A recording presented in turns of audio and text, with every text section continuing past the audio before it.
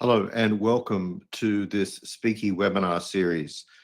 My name is Scott Lane and I'm going to be the leader of today's webinar. If you haven't joined a Speeki webinar before, they're determined to give you as much information as we can on a particular topic within a relatively quick 30-minute time frame.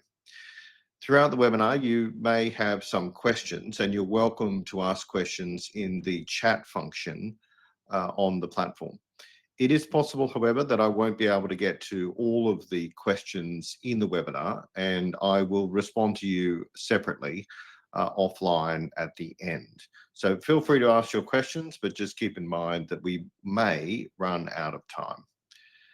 So for those of you that haven't joined before, welcome. And for those of you that have, welcome back. Today's topic is one that we chose mostly because of the audit work that we do when we're looking at companies' programs as they apply to suppliers, and we're constantly surprised at the lack of evolution of the supplier due diligence efforts and the supplier screening.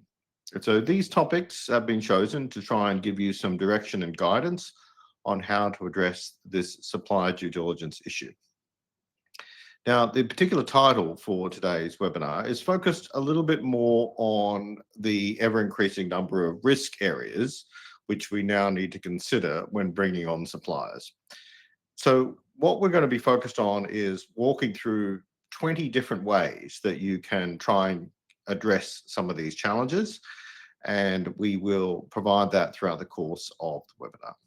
So welcome to this webinar. And again, if you have questions as instructed, feel free to ask them and I'll try and get to them. At the end of the webinar, there will be a quick poll. So as I sign off, we would appreciate you giving some feedback or some information in the poll. That will be appreciated. So let's get started.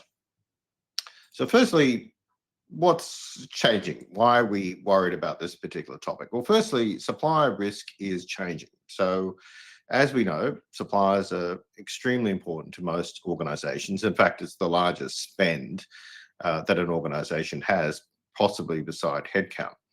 We also know that the due diligence efforts over the years have had to shift from being sales channel related, so distributors and resellers, into the supply chain. And we've seen this shift in the supply chain world where we've seen more focus on due diligence.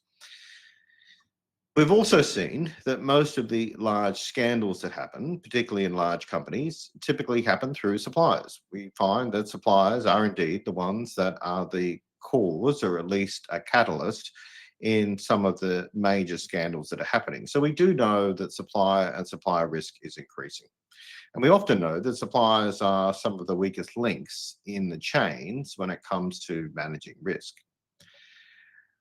We've also seen legislation change. So most of you will be very familiar with various laws of vigilance and CSDDD and other similar laws in about 15 countries now, where we've seen legislators step up and say, we want you to conduct due diligence. We expect you to conduct due diligence. We expect you to look at your own company and your suppliers, in particular with issues around human rights and modern day slavery and environmental issues. Now, the legislators have done that essentially, at least in Europe.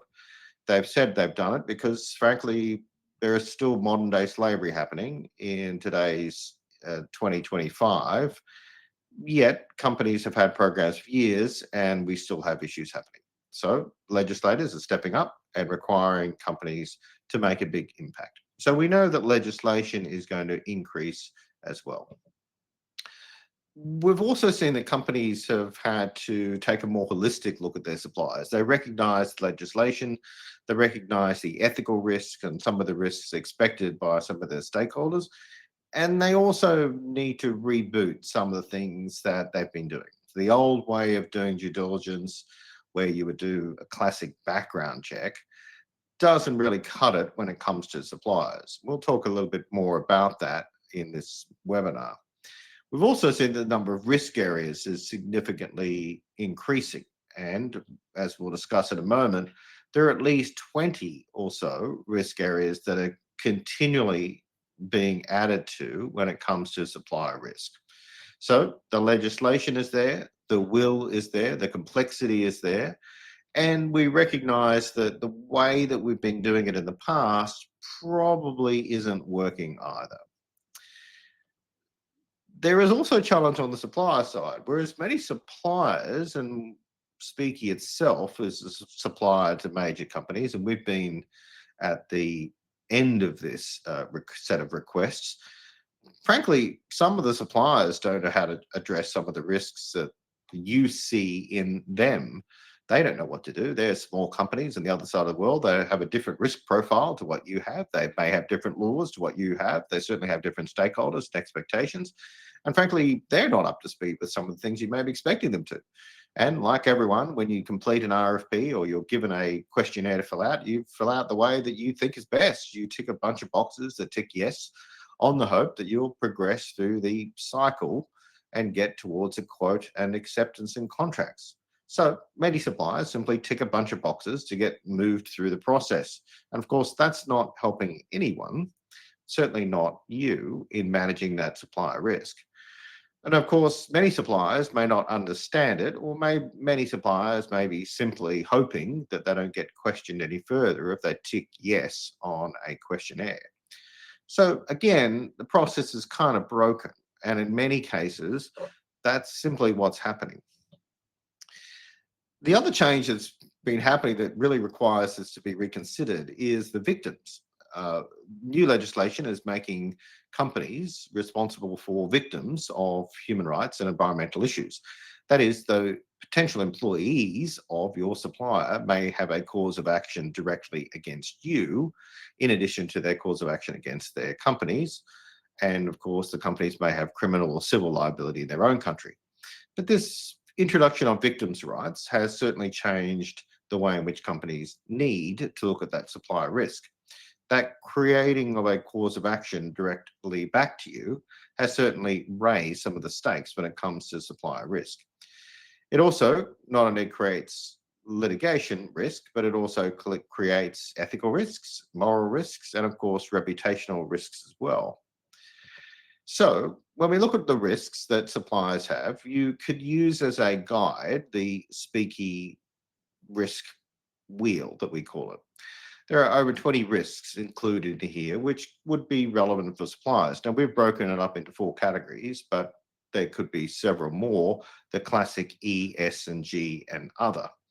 And if you look at that E, S, and G, you'll start to see some of the challenges. Firstly, you'll see some areas in the E, which we're very familiar with in climate change risks, but there's some new areas which are developing, particularly around energy and natural resources and biodiversity.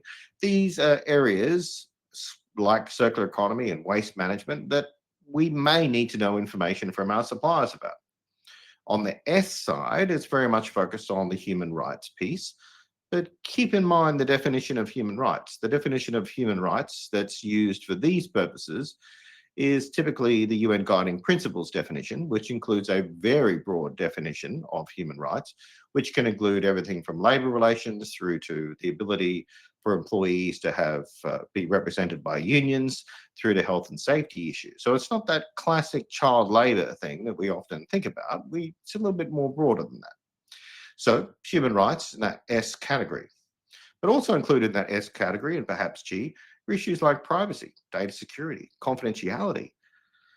Under the governance section, we've got areas like the traditional bribery, corruption, whistleblowing, ethics, integrity, values. But we've also got some new ones like fraud risks.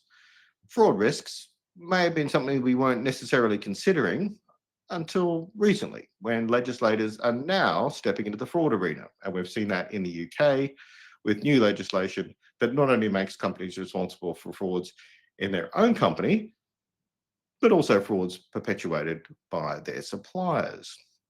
So we're now seeing, again, the obligation to validate and to check whether or not suppliers are in fact engaged in fraudulent activity at or on your behalf. In the other category, we've seen things like artificial intelligence, where there is a risk that one of your suppliers may be using AI incorrectly. It may be using AI tools or technologies on your behalf or for your projects, which may be breaching laws or perhaps standards when it comes to the use of AI. So when you look at this section, you can see there is a vast number of issues that are coming at play when we're thinking about our own risks, but also about suppliers. Now, I said at the outset we were going to consider different reasons why this is happening, and we're going to give you some solutions. We're going to walk through 20 ways now in the next 15 minutes to try and explain why some of these things are important and challenge you to think through a different way of managing these risks. So, firstly, change the focus. Don't think about due diligence. Think about understanding impact. Due diligence is really research, it's conducting research. Now, you're not conducting research simply to gather information. That might be a questionnaire. You gather some information, but you're conducting due diligence. You are conducting research in order to understand the impact that that company may have on you, that you may have on that company, that that company has on the planet, that company has on the environment, that company has on its workers, that company has on its stakeholders, etc. So when you are thinking about due diligence, you've got to shift from the category of saying I'm doing due diligence into I'm understanding impact. I'm understanding the impact to me and from me on this particular supplier. And you'll hear me use these words impact in addition to risk throughout these next 20 points. Now, the old way of doing background checks is absolutely ineffective when it comes to identifying impact. Now, I ran a due diligence company for 15 years, one of the largest in the world. I'm very confident in saying that the old ways of doing due diligence simply do not work in this context. It is impossible to conduct effective impact assessments on a supplier when you're conducting a classic background check. When you're looking at the history, you're looking at media, looking at all these ownerships and directors, all of stuff is totally irrelevant when it comes to understanding impact, environmental impact, how the environment, how nature, how diversity, how migrating birds, how lakes and rivers or floods or fires are going to impact this particular supplier and how that supplier may impact the environment around them. Due diligence check is not going to cut it. Now, we've talked about the risk and the impact assessment. And you'll again hear me talk about impact assessment because that impact assessment needs to be ruthlessly done. Now, in the past, suppliers were kind of structured and they were segregated based on country risk. There was a big focus on country risk. And for whatever reason, people still use a corruption index as a reflection of risk across environmental and across all these other areas, which makes zero sense. It might make some sense, or very limited in my view, for corruption, but it makes absolutely no sense in these other areas. So thinking about the tools that you're using to conduct that risk assessment, that impact assessment are absolutely key. Climate change can happen anywhere. It could happen in the United States. It's happening currently in Texas. It's currently in Australia. You're seeing it all around modern, mature, first world countries. So this country index is just not as simple as that. Fourthly, you're going to need to adjust this risk assessment every year. In fact, when you think about this risk and impact assessment you're doing on suppliers, it may even need to be more than just an annual review. Things are changing very fast right now. And so having that flexibility in setting up your controls and setting up the structure in which you do risk and impact assessments is going to be pretty important. 6 months ago, we weren't really thinking about fraud, risk, and suppliers. Whereas now, or at least from September this year, those of you in the UK will be definitely thinking about fraud risk in your suppliers. A year ago, we weren't really thinking about AI risk in your suppliers either.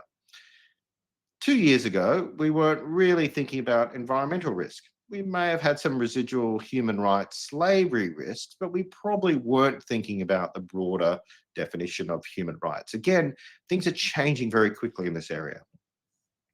Number 5, in order to do this due diligence and impact assessment on a supplier across the range of topics that we talked about, you're going to have to use a bunch of tools in your toolkits. So those companies that try and do some sort of check based on a questionnaire, very limited. Those that try and do a traditional screening of a database like a Dow Jones or a World Check or a LexisNexis, well, that used to be useful for maybe sanctions checking.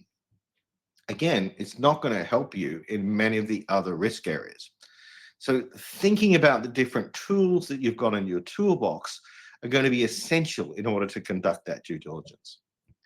Now, if you're unsure about how to conduct risks and impact assessments, then there are some standards like the Risk Management Standard 31,000. You can buy it from iso.org. It's a very simple document. It walks you through how to conduct risk assessment, and it applies right across the board. So I would encourage you to think through how to do those risk assessments and look at some of these standards. Now, I've talked a little bit already about conducting risk assessments and thinking about impact and thinking about the impact on that supplier of events, thinking about the impact to victims or potential victims who may have a claim of action against you. So when you think about these risk assessments and these impact assessments of suppliers, you've got to really be thinking about the supplier, employees, potential victims, but other stakeholders. Think about the planet. So if you're engaging a supplier right now in Central Texas, what impact is some of the weather and flooding going to have on that supplier, which will impact you?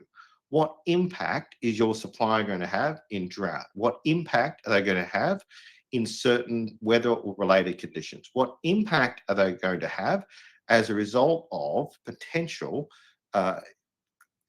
inability to hire staff because of the transitory labor relations that might be happening in some countries? So we're thinking about impact. We typically would think about risk to us, but we need to shift that in thinking it's not just about us. It's now, how is that company impacting the world, and how is the world impacting that company? So again, this focus on risk and impact. Now, we touched on before that most of these things were not suitable for fit for purpose. And most of the tools in the toolbox right now are really not that suitable because they're not thinking about impact. They're thinking about risk. And whilst we know in the sustainability world, it's impact, risks, and opportunities. So it's the three elements that have to be considered. The old way of thinking, the classic way from 10 years ago, was thinking about risk, in particular types of risk, ethical risk, corruption risk. It's different in the sustainability world. We're thinking about impacts. It's much broader than what has a risk to our company. Now, I touched on a few areas already about some of the tools, things like media databases and looking at historical issues. It's just not going to give you much information for most suppliers. It never has. And frankly, against all of the risk areas that we've talked about, it's going to be virtually irrelevant to you to think through what might be the impacts in the future. Now, again, there are better tools in the toolbox that you can use to assess impact. So again, if you're engaging a supplier in a country, what is that supplier doing to manage the impact to employees of fire, the impact to employees of flooding, the impact to their business of flooding, the impact to the local community of a fire in their operations impacting the community? You're thinking much broader. And frankly, doing a media check is not going to really make that much difference to you. Now, if you're going to demand that suppliers give you information, which everyone does, they ask for questionnaires to be completed and information to come back in. Well, the least you can do is actually read it. We see in our audits time and time again where people get the information back in, and to be honest, they don't read it, or if they do read it, they don't really know what to do with it. It's rare that they see any issues, meaning the supplier just ticks yes to everything. So on those rare occasions where there is an issue, very few people follow it up. Very few people chase it down. Very few people challenge it. Very few people read the documents that came in. They assess them. And it's sometimes really challenging to do that, but that is kind of the purpose of this exercise. And so the key message here is gathering information is just the first step. The assessment, the impact, and the review, the dialogue, the engagement, That's really what it's about. Now, asking questions for the sake of it is not really the purpose of this exercise. The purpose of this exercise means that the engagement that you have with that supplier needs to be suitable, adequate, and effective, meaning it needs to be an effective way to assess the risk and the impact on your company and the supplier itself and the planet and its stakeholders and its community and its employees and potential victims of these key risk areas that are relevant to you. So again, considering the way that you ask questions, the way that you collect information is absolutely key. Now, the skill set of the procurement team, the people that are doing most of this engagement, is going to be have to be expanded in many cases because the number of topics, the number of risks, number of areas that you're focused on are pretty broad now. So to think, is this company who's working for you using AI technologies, and what is that a concern for you? Is it a concern, a copyright concern? Is it a confidentiality concern? Is it a bias concern? What is the concern that you're worried about when it comes to AI? And how do you get to the bottom of that concern? And is the procurement team capable of getting that context? And are they capable of being able to make decisions? And if they refer it to a content expert, the AI department, the bribery and corruption department, the environmental department, the carbon department, the human rights department, the health and safety department, are they able to collate those responses in a way that's meaningful and time sensitive? In most cases, we see that that just doesn't work. Next, if you do identify opportunities and you do identify particular impacts, then share those with the supplier.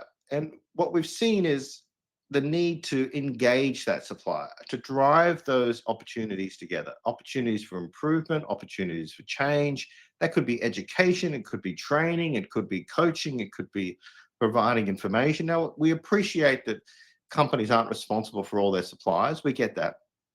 But at the same time, demanding that they take steps and putting them in contracts, never checking that they're actually done, that's not really a solution either.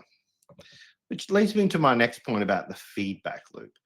If you are requiring the supplier to take certain steps or to do certain things, the least you can do is follow up to make sure that the steps they're taking have in fact reduced that impact, that it has been a meaningful step, that it has reduced the risk or the impact of something happening.